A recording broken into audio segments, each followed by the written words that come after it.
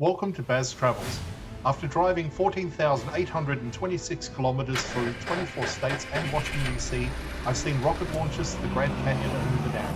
I've explored Route 66, ghost towns, deserts, snow, and beaches on both coasts. From Vegas casinos to Alcatraz, the White House to Hollywood. Join me for a journey of the ordinary and the extraordinary. Loading destination. Simulation starting in 3, 2, 1.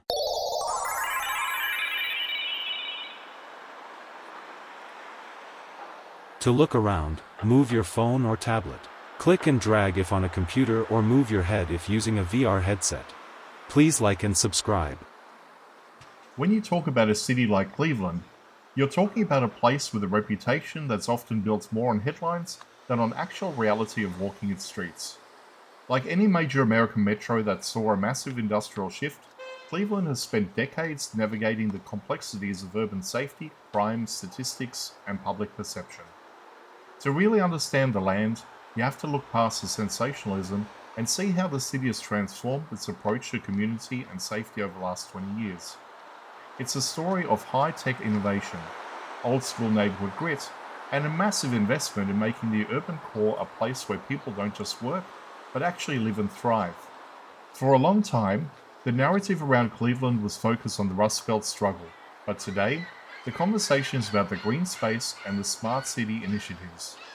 Downtown Cleveland has seen a massive residential boom, and with that comes a completely different energy on the sidewalks.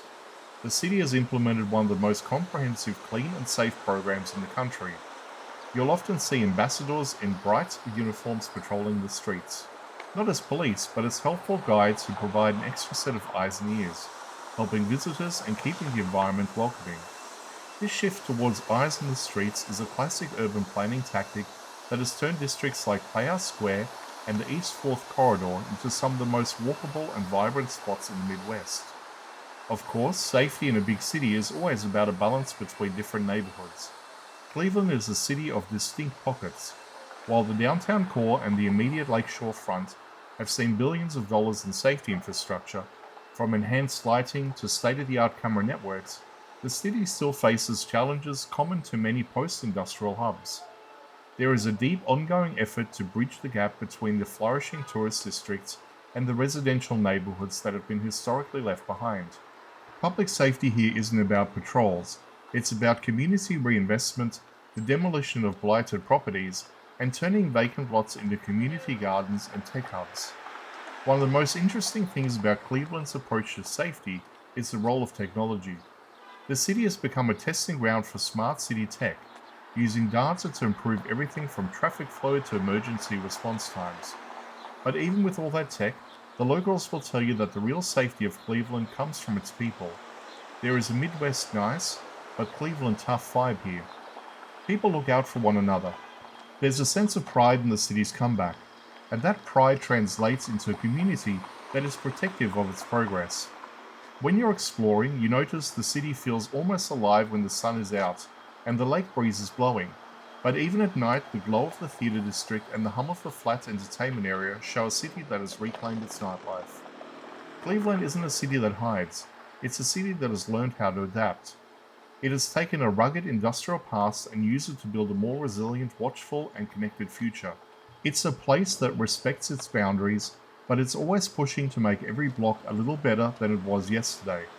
That's the real story of safety in the 216. Constant evolution and a refusal to be defined by the past.